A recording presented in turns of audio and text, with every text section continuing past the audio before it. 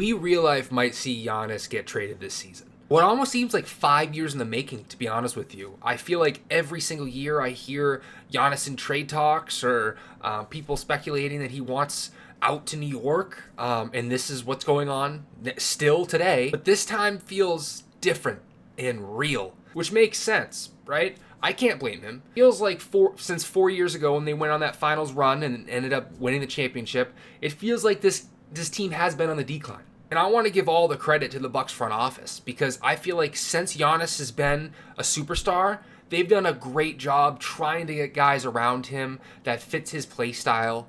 You know what I mean? And they did do that a little bit this year with Miles Turner. Ryan Rollins has emerged into, a fantastic player in this league, which is awesome to see. But they went into this year with we're going to win by committee. Giannis, you're going to carry and do what you do, right? And you're seeing a couple teams like this around the league, but without a Giannis type of player in the Heat. Hawks are a total win by committee right now. It's actually really fun to see. But out west, you see a team like the Suns have been that college atmosphere type of team where they're getting it done by committee. There's not just one guy, Devin Booker, Dylan Brooks has been really good, just a bunch of collective of guys, right? And that's kind of what the Bucks said that they were going to have to do going into this season. Quite honestly, I don't think this team's very deep at all. I do like some of the guys they have, right? I like AJ Green a lot. Cole Anthony's been pretty good in stretches.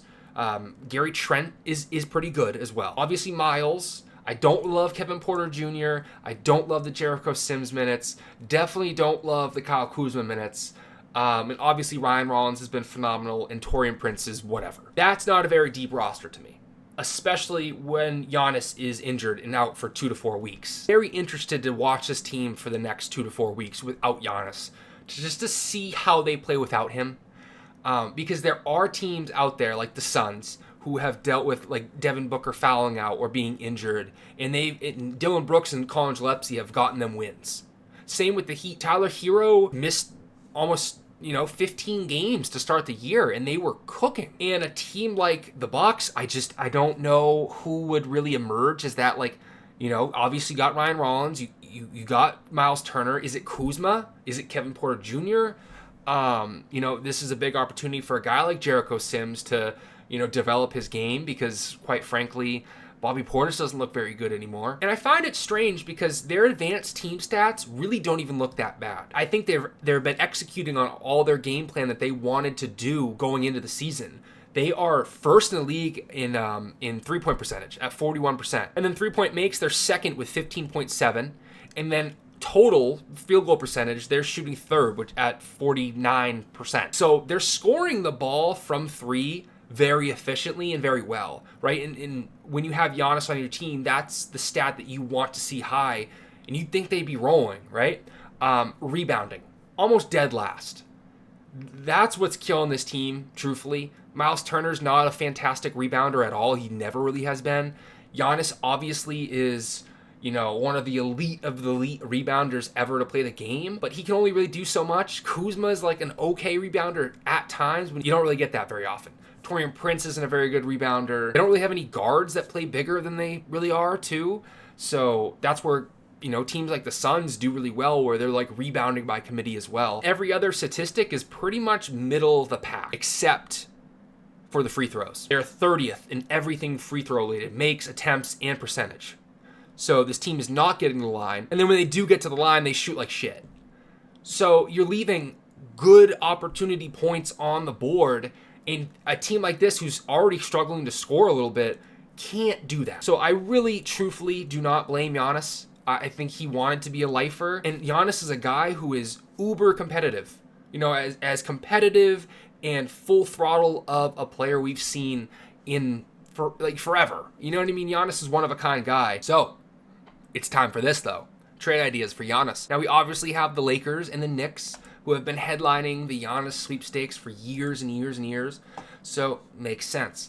However, not my favorite packages, but we'll get into it. My favorite part about these is they have Thanasis in like almost every other trade package I've seen of him, which probably makes sense, right? So yeah, I've seen this one. Rui, Jared Vanderbilt, Gabe, Maxi Kleber, Dalton Connect, and first-round pick swaps in 2026, 28, 30, 32, and 31. Plenty of readers may see this deal and immediately think Bucks aren't doing that without getting Austin Reeves.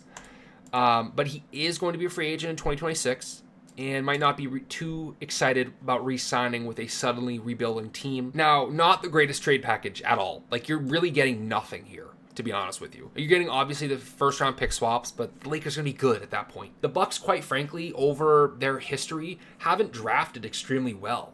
You know, obviously, they hit on Giannis, which is, you know, good enough to be like, all right, you know, you're fine at drafting. But like while Giannis has been there towards the end of the draft, they've really had nobody that has really blossomed for them in that like late first round pick, where other teams like the Grizzlies always have guys who just emerge to be players for them. So I don't feel very confident that you would even get anything of value. Obviously you would. I mean, these are 5 first-round picks. If you miss on all 5, maybe you shouldn't have a fucking job. You know what I mean? And then here you're getting nothing that I can feel very good about. Like Dalton Connect, I like, but he's not even on the Lakers rotation really. So Rui, I don't feel great about, and Jared Vanderbilt, that's basically nothing right there. I don't love this one. Not my favorite. Now I did see people mention the Hawks, and I think this might be one of my favorite landing spots for him. Whoa, Trae Young's in this. Yeah, I guess so, right? Some of the ones I saw didn't have Trae Young in them. It was kind of other people around the edges. And it was mostly around Zachary, which I'm fine giving up. I love him. I love his game. The advanced stats really like him. But it's Giannis, right? So Trae Young, Zachary, 2026, a 2028, and a 2030. He, Jalen Johnson, Dyson Daniels would make for a genuinely terrifying group of defenders at 2, 3, and 4. And then, yep, you got Kristaps or Oneka at the 5. I think that would be a perfect fit, you know? Now, I feel like one of the turn-ons about this trade would be the pick-and-roll duo between Trae Young and Giannis. Giannis has never really had that elite of a playmaker play with him. Drew Holiday was great for him. However, Trae Young is just a different level of facilitator, right? So I feel like that is what I would gravitate towards if I was the Hawks going after. Like, I would really want to pair those two together. So yeah, but like honestly, if I'm the Bucks too, and after what I just saw the last trade package, this is 10 times better. You know what I mean? Obviously, you're only getting two first round picks. However, you're getting a guy like Trae Young and Zachary, who's a young guy who you can build around. I like that a lot better. Now, here we are with the Knicks. Obviously, you know, the main team right now. Giannis gets to his preferred landing spot. Cat, Miles McBride, and I can never pronounce this guy's name, man, so I'm not even going to try. And then you get a ton of first-round pick swaps. Surprised to see no Mikal Bridges or OG Anunoby. So, yeah, again, you're not getting a lot if you're the Bucks on this one. And again, if this is the trade package that you need to get, maybe you can squeeze an OG or Mikal from that. But again, if your hands are tied and Giannis is like, I'm only going to New York, then you got to do what you got to do. See what they got to say. Knicks emerge as the only team that Giannis expressed interest in over the summer. It does seem like he's been pretty keen on the Knicks for a while now. Okay, the Spurs, man. This is my favorite. Could you imagine Wemby and Giannis together? It would be insane. And I like this a lot for both sides as well. Because if you're the Milwaukee Bucks, you're getting 2 relatively still young guys in Devin Vassell and Keldon Johnson that have proved themselves. They can fit right into a system, a role, and really thrive in it. You know, perfect like 3-and-D guys.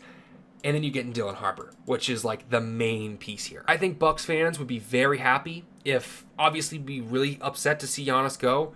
But if some of those other trade packages is what you're kind of looking at and expecting to get this, I'd be very happy because I think Dylan Harper is going to be an all-star multiple times. Again, guys like Devin Vassell and Keldon Johnson are great. And then you're getting 2 first-round picks because of the young talent. And you already have your pick this year, too. So it's like, you know, if you can hit on some of your draft picks, sell off a Kuzma or maybe even sell off Miles Turner and, like, fully reset eventually, you know, that's great. And lastly, we got the Trailblazers. I haven't seen one about the Trailblazers yet. I'm interested. Jeremy Grant, Robert Williams, Scoot, a 2028, a 2030, and a 2032. I love the Trailblazers. They've been one of my favorite teams all year. I know they're kind of struggling here, but I think they look better than they've been playing. This isn't really even giving up a whole lot of what's been good for them this season. I mean, Jeremy Grant has been phenomenal. Honestly, one of their best players this year. But it's a little bit more younger, motivated team, right? So I think I would be okay giving up a guy like Jeremy. Robert Williams, he doesn't play. Scoot hasn't really played at all. However, I just really don't think that Giannis wants to go here. So I think it's a nothing trade. I don't see this one happening. However, I don't hate the trade package. We're really getting to the reality TV aspect time of the NBA season where shit's starting to happen. If y'all enjoyed, let me know, and I'll see you next time. Peace.